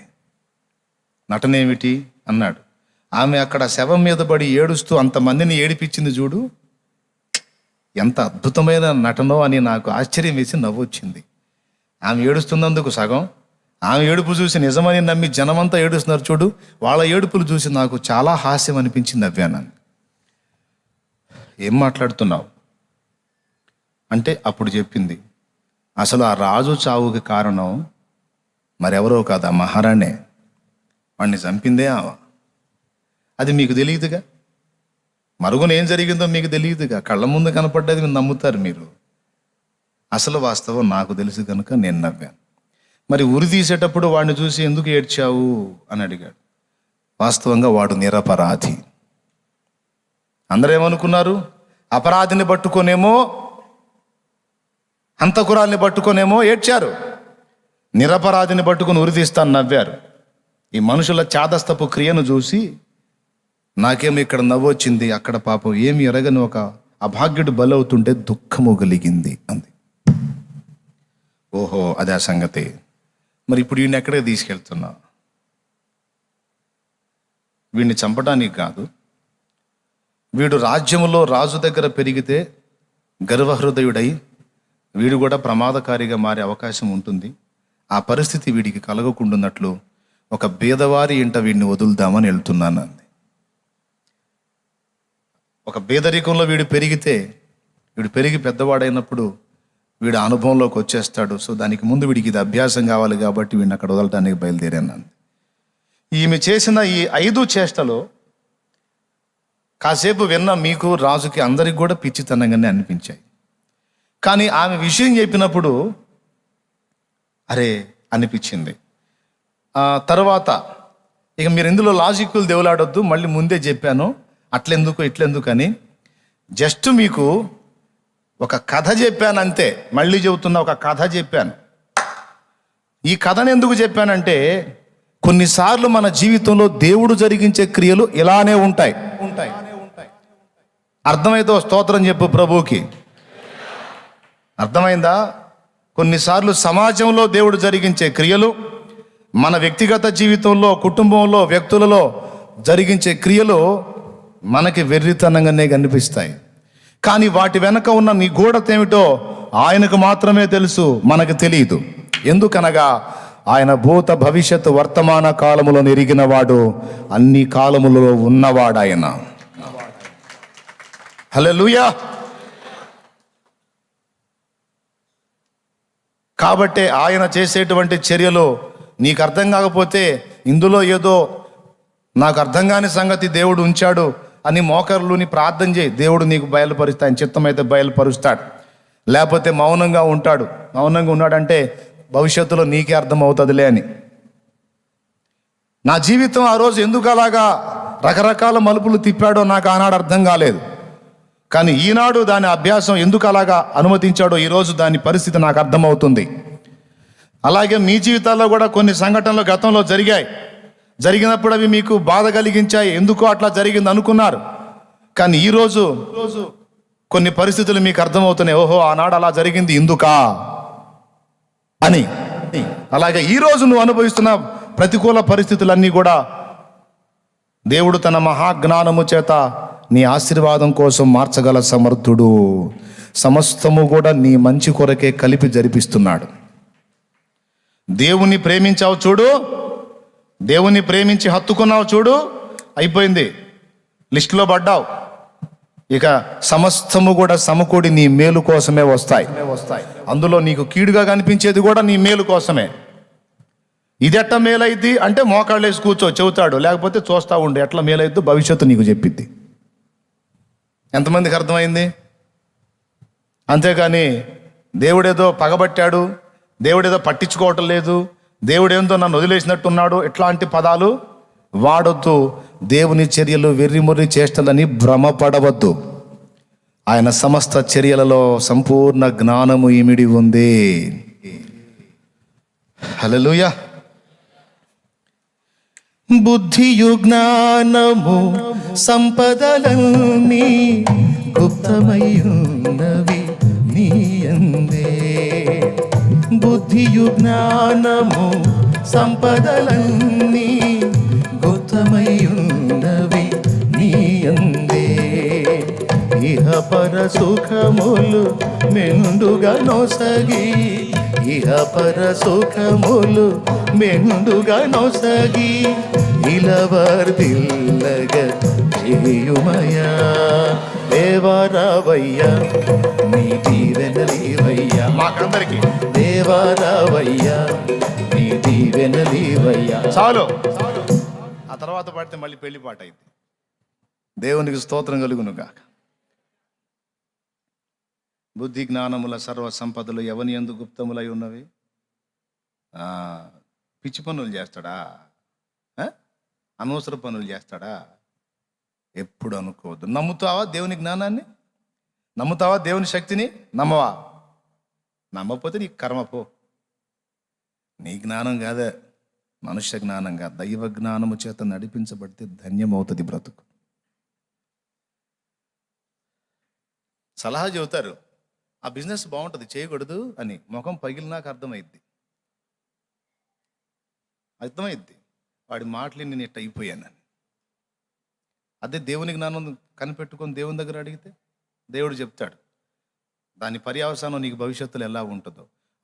దేవుడు ఈ చెప్పడానికి కూర్చున్నాడా అని కొంతమంది అంటారేమో. అరే, నీకు ఆత్మ సంబంధమైన చెబుతాడు. నువ్వు బాగా సమీపం అయితే భౌతికంగా కూడా నీకు ఆయన సలహాలు ఇస్తాడు. దేనికైనా మంచి సలహాదారు ఆయన. నేను శరీర సంబంధమైన సలహాలు ఇవ్వను, ఆత్మ సంబంధమైన వాటికి సలహాలు ఇస్తానని ఎప్పుడని చెప్పాడా? భక్తులు ఆ పాత నిబంధనలో చూడండి, భక్తులకు భౌతిక విషయాల్లో జోక్యం చేసుకున్నాడు, ఆత్మ సంబంధమైన విషయాల్లో కూడా రెండింటికి ఆయనే సమాధానం ఇచ్చి తన జ్ఞానము చేత నడిపించి వాళ్ళ జీవితాలు ధన్యం చేసి ఈ గ్రంథ పుటల్లో వాళ్ళ పేర్లు లిఖించాడు. ఏం కొడతారు ఊరుకోండి, నీరసం వచ్చిన వాళ్ళు కొట్టినట్టు. అవసరం లేదులే, మీకు వందనాలు, ఏదో ఏదో సరేలే అన్నట్టు.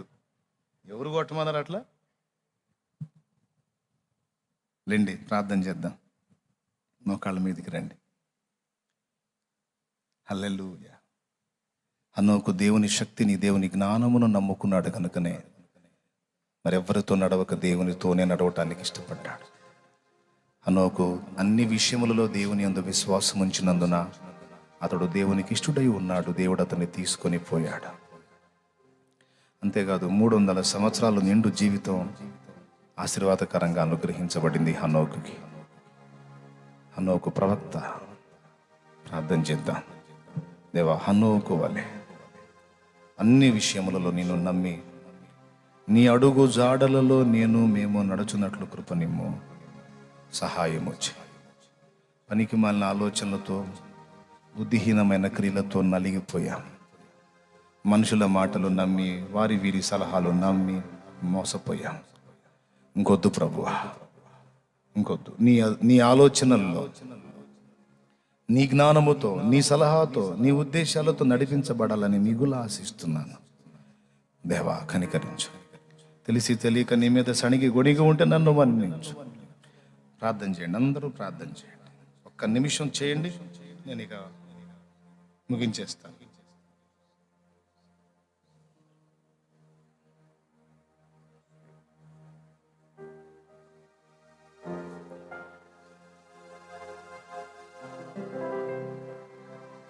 తండ్రి స్తోత్రం. దేవుడు నీ జీవితంలో జోక్యం చేసుకుని ఉన్నాడు, మర్చిపోవద్దు. నిన్ను ముట్టినవాడు ఆయన కంటి పాపను ముట్టుతాడు. ఎవడైనా అవమానపరిస్తే, బాధ పెడితే వాడు నిన్ను కాదు దేవుణ్ణే అవమానపరిచినట్టు, బాధ పెట్టినట్టు దేవుడు ఫీల్ అవుతాడు. కాబట్టి అందరము ఆయన పాద సన్నిధికి సమీపించుదాం. దేవా, నీవే నాకు సహాయం.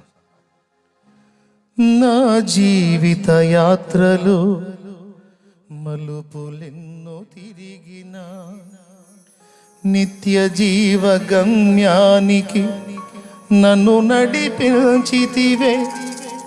నిలిచి ఉందునయ్యా నిజ దేవుడవనుచు, నిలిచి ఉందునయ్యా నిజ దేవుడవనుచు. నన్ను చూచినావయ్య, నన్ను కాచినావయ్య, నన్ను చూచినావయ్య, నన్ను కాచినావయ్య. మారని దేవుడవు నీవేనయ్యా, మరుగై ఉండలేదు నీకు యేసయ్యా. సుడులైనా సుడిగుండాలైనా వ్యధలైనా వ్యాధి బాధలైనా మరుగై ఆయనకు మరుగై ఉండలేదు. హల్లెలూయా. ప్రార్థన. స్తోత్రం స్తోత్రం స్తోత్రం స్తోత్రములో నాయన, మహాగణుడా మహోన్నతుడా పరిశుద్ధుడా నీకు వందనాలు చెల్లిస్తూ ఉన్నాము నా ప్రభువా. ఇదిగో దేవా, ఇదిగో నా తండ్రి నాయన, హనోకు వలే ప్రభువా తండ్రి నాయన, అయా మా జీవితాలను మార్చండి ప్రభువా. ఇదిగో నాయన, నీపై ఆధారపడేటువంటి జీవితాన్ని మాకు దయచి, మా సొంత చిత్తము పైన ప్రభువా, మా ఆలోచనలపై ప్రభువా మేము నడుస్తూ ఉండగా దేవా, ఇదిగో మీరు సెలవిచ్చారు మీ దాసుని ద్వారా, నా ఎద్దుకు వచ్చువాన్ని నేను ఎంత మాత్రము త్రోసివేయనన్నావు కదా దేవా. ఇదిగో ఈ ఆదివారపు వేళ నీ పాదాలు పట్టుకుంటున్నాము నాయన, మాకు సహాయము చేయండి. నీ ప్రేమను నమ్మునట్లు, నీ శక్తిని నమ్మునట్లు, నీ రక్షణను నమ్మునట్లు, నీ జ్ఞానమును నమ్మునట్లు, నీ మంచితనం అంతటిని ఎరుగునట్లు, నీ క్రియలలో ఉన్న ఆంతర్యం ఎరుగునట్లు మా కళ్ళు తెరవండి. మేము హనోకు వలె నాయనా నీ యందు విశ్వాసం ఉంచి నీతో నడచువారముగా మమ్మను గూర్చిన ప్రభువా, మా తరువాతి వారు సైతం మాదిరిగా తీసుకొని, ఫలానా వారు ఫలానా సోదరి దేవునితో నడిచినది, ఫలానా సోదరుడు దేవునితో నడిచిన వాడు అని మమ్మను గూర్చి మా బిడ్డలు కుటుంబీకులు మాత్రమే కాదు, ఆత్మీయులు సైతం నా ప్రభువా మా బ్రతుకులను మాదిరి చేసుకుని జీవించున్నట్లు మమ్మల్ని అనుగ్రహించి నీ కృప చొప్పున మమ్మల్ని నడిపించమని స్తుతి మహిమ ఘనత నీకే చెల్లిస్తూ యేసు నామములో ప్రార్థిస్తున్నాము తండ్రి, ఆమేన్. అందరం పైకి లేచి నిలబడదాం.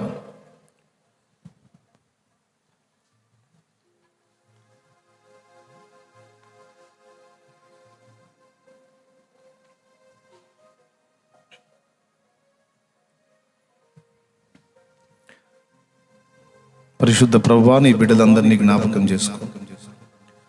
ఎవరెవరి జీవితాలు శూన్యంగా చితికిపోయిన పరిస్థితుల్లో, నలిగిపోయిన పరిస్థితుల్లో ఉన్నాయో నీకు తెలుసు.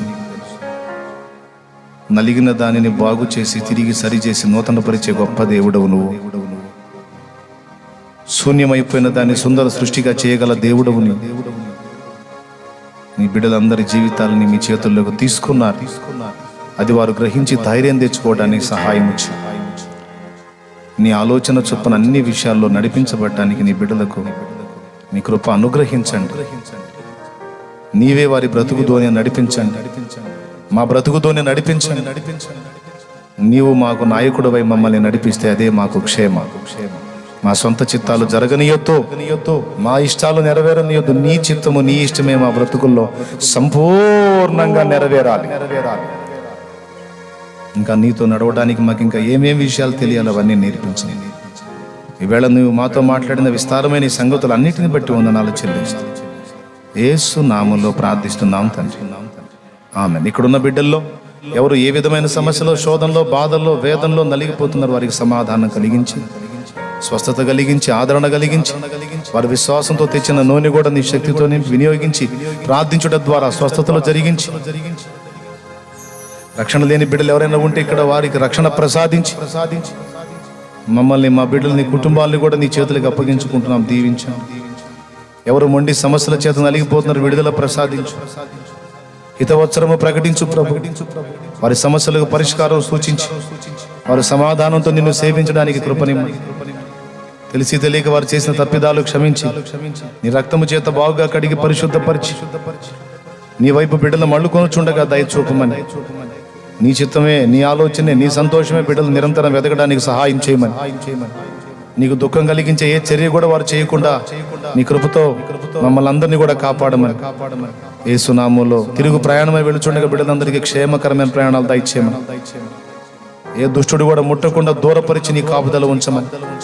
దేశంలో, ప్రపంచంలో అల్లాడిస్తున్న భయంకర తెగులు ఇది, కరోనా వైరస్ అరికట్టి దానికి వ్యాక్సిన్ కానీ మెడిసిన్ కానీ వచ్చేటట్టు చేసి బిడ్డలందరికీ విడుదల ప్రసాదించమని, స్వేచ్ఛగా ఫ్రీగా సంతోషంగా ఆలాజాలంగా నిన్ను ఆరాధించుకునే కృప మాకెల్లరికీ లైవ్ లో ఉన్నటువంటి వారు కూడా ఎవరెవరు ఏ సమస్యలు చెప్పారో, ఏ ఇబ్బందులు చెప్పారో ప్రార్థించమని, వారందరూ ఎదుర్కొంటున్న ప్రతి విధమైన సమస్యలు యేసు నామములో తొలగి వారు చేస్తున్న ప్రతి ప్రయత్నం నీ చిత్త ప్రకారం సఫలమై వారి కుటుంబాల్లో ఉన్న వ్యక్తులు సైతం నెమ్మది పొందినట్లుగా బిడ్డలందరినీ పేరు పేరున దీవించమని మీ దయగల చేతులకే బిడ్డలను అప్పగిస్తూ యేసు నామములో ప్రార్థించి వేడుచున్నాం తండ్రి, ఆమేన్. మన తండ్రి అయిన దేవుని ప్రేమ, ఆయన ప్రియ కుమారుడు లోకరక్షకుడైన యేసయ్య శాశ్వత నిత్య కృప, పరిశుద్ధాత్మ దేవుని యొక్క అన్యోన్య నిత్య సహాయ సహవాస సమాధానం, ఆయన శక్తియు, ఆయన జ్ఞానము, ఆయన ప్రేమయు, ఆయన రక్షణయు నిరంతరము మనకు కాపుదలగా ఉండి నడిపించును గాక. ప్రభు యేసు రక్తమునకే జయం, ప్రభు యేసు రక్తమునకే జయం, ప్రభు యేసు నామమునకు సంపూర్ణ విజయం కలుగును గాక. ఆమేన్. హల్లెలూయా, హల్లెలూయా, హల్లెలూయా. ప్రభువు స్తోత్రాలు. మీ అందరికీ హృదయపూర్వక వందనాలు. అందరం కూర్చుందాం. ఇదేంది వెళ్ళమంటావు కదా అనుకోకండి. అందరు కూర్చున్నారు కదా. ఇప్పుడు ఆ చివరి వాళ్ళు ఒక్కొక్కళ్ళు లేచిపోండి. ఫస్ట్ పందిట్లో వాళ్ళు ఆ ప్రక్క ఈ ప్రక్క పందిట్లో చకచక దాటి వెళ్ళిపోవాలి అవతలకే. నిదానంగా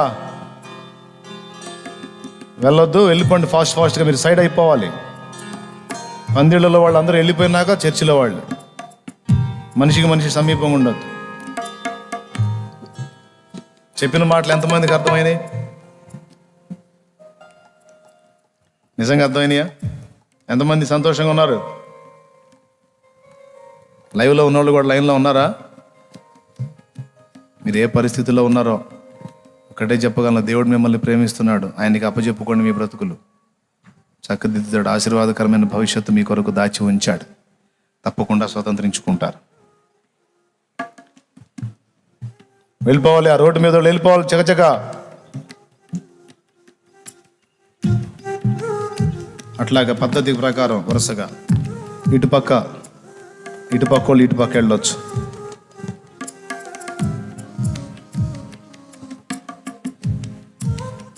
ఇటుపక్క వాళ్ళు చిన్నగా ఒక్కొక్కళ్ళు. మనిషికి మనిషి టచ్ అవ్వద్దు, సమీపంగా వెళ్ళొద్దు. ఒకవేళ ఇరుగు పొరుగుల నుండి కానీ మరే విధంగా కానీ సమస్య మీకు వస్తే భయపడొద్దు. ఒకవేళ మీకు ఆ సూచన కనిపించినా ఇంటికాడే ఉండి లైవ్ చూడండి. వచ్చిందని భయపడొద్దు. కొంతమందికి అయితే అసలు వచ్చింది తెలియదు, పోయింది కూడా తెలియదు. ఏది వాళ్ళు పోయింది కాదు, బలహీనత పోయింది. కాబట్టి కొంచెం భయపడాల్సిన అవసరమే లేదు. కొంచెం పెద్ద వయసు వాళ్ళు, అది కూడా వేరే బలహీనతలు ఉన్నోళ్ళు కొంచెం జాగ్రత్తగా ఉండాలి. ఇంకొక చిన్న సలహా, కరోనా వైరస్ శ్వాస ద్వారా కానీ మరి ఏ విధంగా కానీ, ఇప్పుడు చెవి ద్వారా కానీ కంటి ద్వారా కానీ ముక్కు ద్వారా కానీ ఫస్ట్ ఇక్కడికి ఎంటర్ అవుతుంది. గొంతు దగ్గరికి ఎంటర్ అవుతుంది. అక్కడి నుంచి చిన్నగా ఊపిరితిత్తులోకి వెళ్తుంది. ఊపిరితిత్తులోకి వెళ్ళినప్పుడు ప్రమాదకరం శ్వాస సమస్య ఏర్పడిద్ది. అది గొంతులో ఉన్నంత వరకు ఓ చిన్న చిట్కాతో దాన్ని చంపేయచ్చు. ఏం లేదు, వేడి నీళ్ళు మీరు బయటికి వెళ్ళొచ్చిన కాళ్ళు చేతులు కడుక్కుంటారు, మాస్కులు గ్లౌజులు పక్కన పెట్టేస్తారు, వాటికి కూడా శానిటైజ్ చేసేస్తారు, లేకపోతే వాటిని శుభ్రం చేసుకుంటారు. అవి తెలుసు. మీకు మంచి సలహా, ఎటు వెళ్ళిందా బయటికి అవసరం ఉంటేనే వెళ్ళండి, అవసరం లేకపోతే వెళ్ళొద్దు. ఒకటి. రెండవది, ఇంటికి వచ్చినప్పుడు చక్కగా వేడి నీళ్ళు ఒక గ్లాసు తాగారనుకో, ఈ వేడి నీళ్ళ దెబ్బకి అది కడుపులోకి వెళ్తుంది. కడుపులోకి వెళ్తే ఒక ఆయన అన్నాడు జోక్గా, అది కడుపులోకి వెళ్తేనేమో దానికి డేంజర్, కరోనాకి డేంజర్. ఊపిరితిత్తుల్లోకి వెళ్తే మనకు డేంజర్. కాబట్టి దాన్ని ఊపిరితిత్తుల్లోకి బానియకుండా కడుపులో పడేయండి, చచ్చిపోయిద్ది. అది అట్లా కడుపులోకి చేరాలంటే ఏం చేయాలి? వేడి నీళ్ళు తప్పనిసరిగా, ఇంత వద్దు, ఇంత చెంబు వద్దు, జస్ట్ ఒక చిన్న టీ గ్లాస్ అంతా తీసుకున్నా సరే ముందు వేడి నీళ్ళు గొంతులోకి వెళ్ళాలి. లేదు ఇంకా కాసిన తాగగలిగితే మంచిది. వేడి నీళ్ళు అన్నిటికీ మంచిది, కడుపులో ఉన్న ఇతర సమస్యలకు కూడా మంచిది, కాబట్టి మీరు వాడవచ్చు. ఓకేనా? ఎంత పద్ధతికి వెళ్తున్నారో వెళ్ళండి చిన్నగా.